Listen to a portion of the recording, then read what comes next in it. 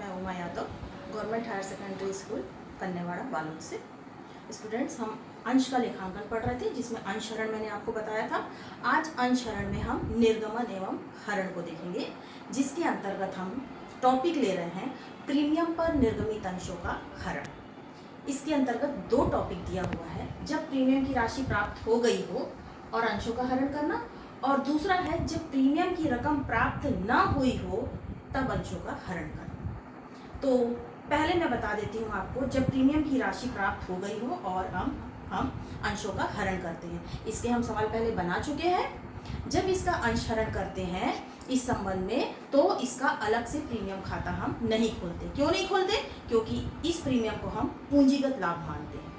अधिनियम में 2013 अधिनियम के अंतर्गत बताया गया है कि पूंजीगत लाभ जो होता है वो एक बार प्राप्त हो जाने के बाद रद्द नहीं किया जा सकता, और इसी कारण हम हर अंश का हरण करते समय इस स्थिति में प्रीमियम पर ध्यान नहीं देना चाहिए। स्टूडेंट्स, ये देख लेते हैं। इसमें हमने पहला दिया हुआ है जब प्रीमियम की राशि प्राप्त हो गई हो, और दूसरा है प्राप्त ना हुई हो। इसकी पंजी हम देख लेते हैं। इसके हम कई सवाल बना चुके हैं। इसकी पंजी इस प्रकार थी। अंशहरण में मैंने पहले ये पंजी बता चुका है। इसकी प्रविष्टि पहले जैसे ही है। अंश पूंजी, इस पंजी को हम पहले भी पढ़ चुके हैं। अंश पूंजी खाता विकलन, अंश आवंटन खाते से, अंश प्रथम याचना खाते से। यहाँ पर जिस राशि का भुगतान नहीं होता है उसको हम समाकलन करते हैं, और साथ में अंश हरण खाते से। तो स्टूडेंट्स देख लीजिए, जब प्रीमियम की रकम प्राप्त ना हुई हो तब अंशों का जब हम हरण करते हैं तो इसमें अलग से हम प्रीमियम का खाता खोलकर इसे रद्द करते हैं। तो इसकी जनरल प्रविष्टि देख लेते हैं। इसमें हम करते हैं अंश पूंजी खाता विकलन, और यहाँ पर अलग से खाता खोलते हैं। क्या रहेगा? अंश प्रीमियम खाता विकलन, और जिसका भी भुगतान नहीं हुआ है, आवंटन, प्रथम याचना या द्वितीय याचना, ये सब समाकलन, और साथ में अंश हरण खाते से। और विवरण में हम लिख देंगे प्रीमियम सहित अंशों का हरण करने पर। स्टूडेंट्स, एक सवाल हल कर लेते हैं। इसका लेते हैं। राम लिमिटेड ने ₹20 प्रत्येक वाले 5000 अंश ₹22 पर निर्गमित किए। अंशों की राशि निम्न प्रकार देय थी: ₹6 प्रार्थना पत्र पर, ₹12 आवंटन पर, कोष्टक में दिया है प्रीमियम सहित, व ₹4 प्रथम व अंतिम याचना पर। सोहन, जिसके पास 200 अंश थे, आवंटन व याचना की राशि का भुगतान न कर सका और उसके अंशों का हरण कर लिया गया। कंपनी की पुस्तकों में जनरल लेखे कीजिए। तो बच्चों, सबसे पहले हम जो क्वेश्चन में जानकारी दी है उसको हम सवाल के पहले लिख लेते हैं। ₹20 प्रत्येक कितने अंश है? 5000 अंश है। ₹22 पर निर्गमित किया। 20 है, 22 पर निर्गमित किया, यानी कि इसमें ₹2 जो है वो प्रीमियम का है, और ये प्रीमियम की राशि जो है वो किस में है? आवंटन में है। ये सारा हमको क्वेश्चन में दिया हुआ है। अब आवेदन का मूल्य 6 है, आवंटन का मूल्य 12 है, तो 12 कैसे होगा? ₹2 उसमें प्रीमियम का है, तो 10 धन 2, ₹10 आवंटन और ₹2 प्रीमियम का हुआ, और ₹4 प्रथम व अंतिम याचना। क्वेश्चन में और दिया हुआ है, सोहन के पास 200 अंश है जो कि आवंटन और याचना का भुगतान ना कर सका। तो आवंटन की राशि कितनी है? 12, तो इसका मूल्य हम निकाल लिए। प्रथम याचना का मूल्य कितना है? 4, तो 200 को 4 से इसका भी मूल्य निकाल लिए। ये क्या है? आवंटन और याचना का भुगतान नहीं किया। तो इसकी जानकारी हम क्वेश्चन में लिखकर रख लिए हैं, और अब हम बनाएंगे इसके नीचे पंजी प्रविष्टि। तो बच्चों, अब हम क्या करेंगे? जनरल प्रविष्टि का परफॉर्मा खींचेंगे। तिथि, विवरण, बारीक सा होता है खाता पृष्ठ संख्या, विकलन राशि और समाकलन राशि। हमने क्वेश्चन को देखकर सारे डिटेल्स लिख लिए हैं। अब सबसे पहले आवेदन की पंजी बनेगी। आवेदन की पंजी सबसे पहली जो होती है वो हम क्या करेंगे? अंश आवेदन खाते से विवरण में लिखेंगे आवेदन की राशि प्राप्त करने पर। पहली पंजी जो होती है प्राप्ति की बनती है। आवेदन की पहली पंजी क्या होगी? प्राप्ति की होगी। पहले गलती हो गया था, मांग नहीं होगा, क्या होगा? प्राप्ति होगी। तो बैंक खाता विकलन, जब प्राप्त करते हैं तो बैंक खाता विकलन होता है, और आवेदन की राशि प्राप्त करने पर। अब देख लेते हैं कि इसमें राशि क्या लिखेंगे। 5000 अंश है और मूल्य दिया है आवेदन का 6 रुपये।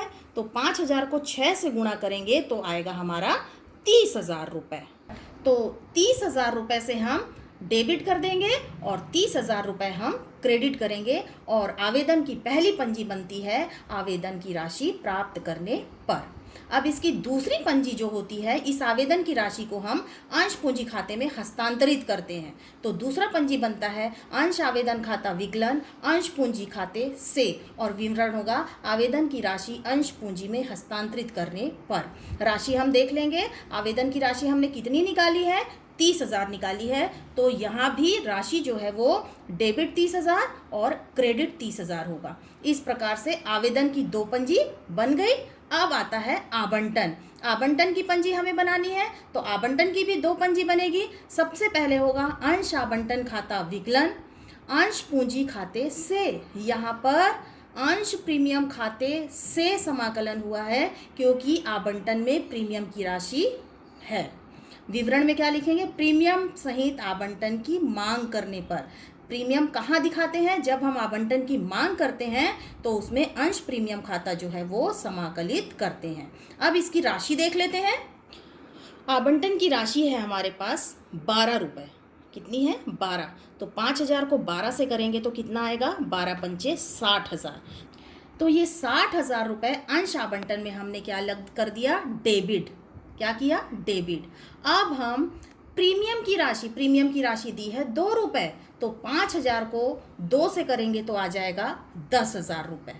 कितना आएगा, 10,000 रुपये। 60 में से 10 चला गया तो बचा कितना, 50,000। और अगर अलग से भी करेंगे तो 10 रुपये क्या है, अंश पूंजी में आएगा और 2 रुपये जो है वो प्रीमियम में आएगा। तो इस प्रकार से प्रीमियम की राशि अलग लिखेंगे और अंश पूंजी खाते से में आएगा 50,000 रुपये।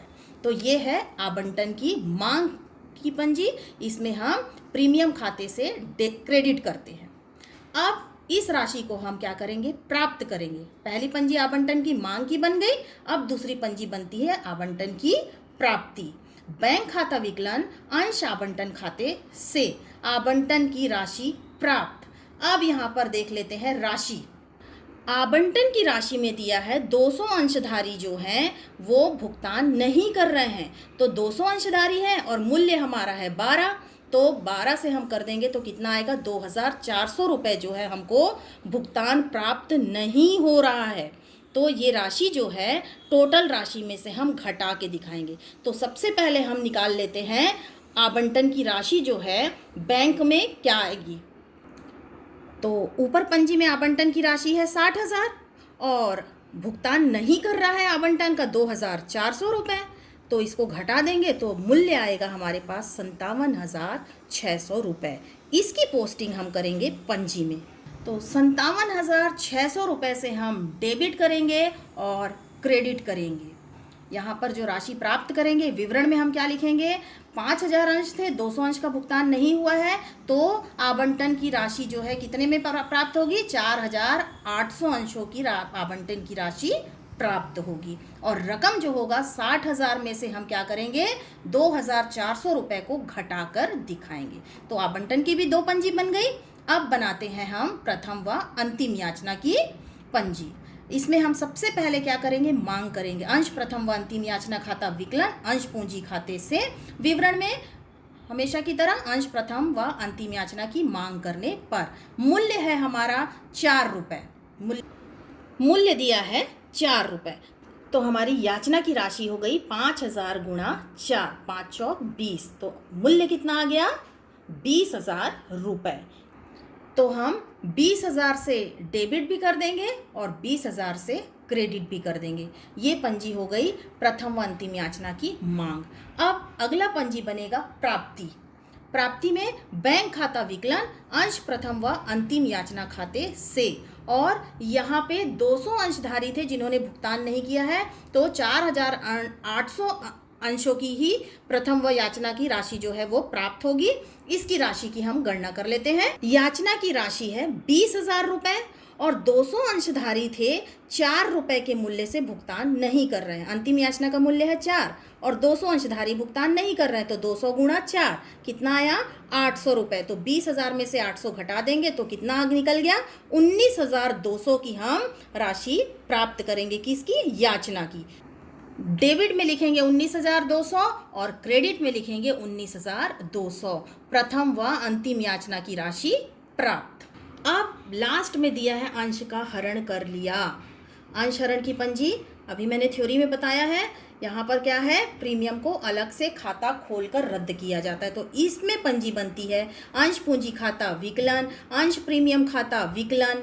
और जहाँ जो भुगतान नहीं कर रहा है, तो यहाँ आवंटन भुगतान नहीं कर रहा है तो अंश आवंटन खाते से, प्रथम व अंतिम याचना भुगतान नहीं कर रहा है तो ये भी समाकलन हो जाएगा, और लास्ट में हो जाएगा अंश हरण खाते से। राशि देख लेते हैं। हमारे पास मूल्य था 200 अंश है, इसकी गणना देख लेते हैं। अंश पूंजी का मूल्य आएगा 200 अंश है 20 रुपये से 4,000 रुपये अंश पूंजी में आएगा। 200 अंश है, प्रीमियम का मूल्य 2 है तो 400 रुपये प्रीमियम का आ जाएगा। इसी प्रकार से मूल्य का जो भुगतान नहीं हुआ है, आवंटन का भुगतान नहीं हुआ है, 2,400 रुपये था, और 4 रुपये जो है वो याचना की राशि है 800 रुपये। तो इसकी हम पोस्टिंग कर लेंगे। तो बच्चों, अंश पूंजी की राशि 4,000 निकली डेबिट, प्रीमियम की राशि 400 रुपये निकाला हमने, आवंटन का जो भुगतान नहीं हुआ है वो 2,400, और अंश प्रथम व अंतिम याचना का जो भुगतान नहीं हुआ है वो 800 रुपये। तो 2,400 और 800 हो गया 3,200, और डेबिट में हो गया 4,400 रुपये। इसका कैलकुलेशन कर लेते हैं। 4,400 में से 3,200 को घटाएंगे तो आएगा 1,200 रुपये, और ये 1,200 रुपये की जो कमी है वो क्रेडिट में आ रही है, उसे हम लिख देंगे अंश हरण खाते से। तो इसकी पोस्टिंग हम पंजी में कर देते हैं अंश हरण खाते से, और ये राशि हमारी निकल जाती है 1,200 रुपये। अब स्टूडेंट्स देख लेते हैं हम, यहाँ का टोटल 4,400 और यहाँ का भी टोटल जो है वो 4,400। तो इस प्रकार से बच्चों आप अंश हरण की प्रविष्टि करेंगे। बाकी सारे जो पंजी है वो पहले जैसी है, लेकिन लास्ट की पंजी में हमने क्या किया है, अंश प्रीमियम खाता खोलकर इसे रद्द किया है। तो स्टूडेंट्स, आप अब इसके आधार पर बाकी जो क्वेश्चन दिए हुए हैं उसको आप आसानी से बना लेंगे जब प्रीमियम की रकम प्राप्त ना हुई हो और हम अंश का हरण करते हैं।